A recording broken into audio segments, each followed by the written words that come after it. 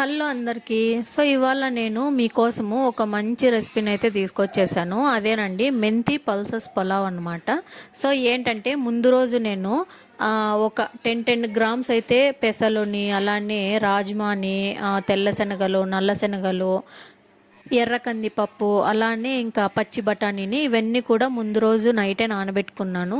Rice pulao చేసే ఒక 10 నిమిషాల ముందు బాస్మతి రైస్ను అలానే పెసరపప్పును కొద్దిగా నానబెట్టుకున్నాను, ఒక టీ గ్లాస్ మొత్తం అనమాట. ఇప్పుడు మనకు కావాల్సింది మెంతాకు హాఫ్ కట్ట, టమాటాలను ఉల్లిపాయలను కట్ చేసి తీసుకోవాలి, కొద్దిగా కరివేపాకు, ఇంకా బిర్యానీ స్పైసెస్ అన్నీ రెడీ చేసుకోవాలి. నేను ప్రెషర్ కుక్కర్లోనే పలావ్ చేస్తాను కాబట్టి ప్రెషర్ కుక్కర్ని స్టవ్ మీద పెట్టుకొని కొద్దిగా గీని యాడ్ చేసుకున్న తర్వాత ఇప్పుడు నేను చెప్పిన ఈ బిర్యానీ స్పైసెస్ అన్నీ కూడా ఇందులోకి యాడ్ చేసేసి అలానే టమాటాలని, ఉల్లిపాయలను కూడా ఇందులోకి వేసేసుకోవాలి.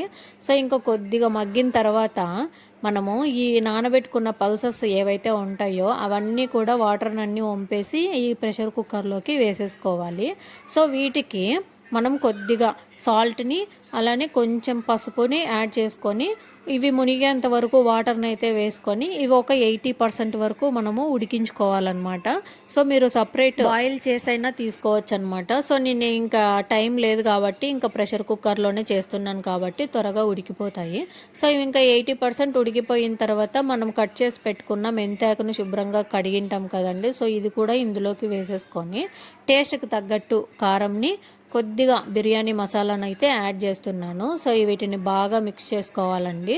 ఇప్పుడు మనము నానబెట్టి పెట్టుకున్నాం కదా పెసల్లును అలానే బాస్మతి రైస్ను ఇందులోకి వేసేసుకోవాలి. ఇప్పుడు ఈ మసాలా అంతా బాగా కలిసే విధంగా రైస్కి కలుపుకోవాలి.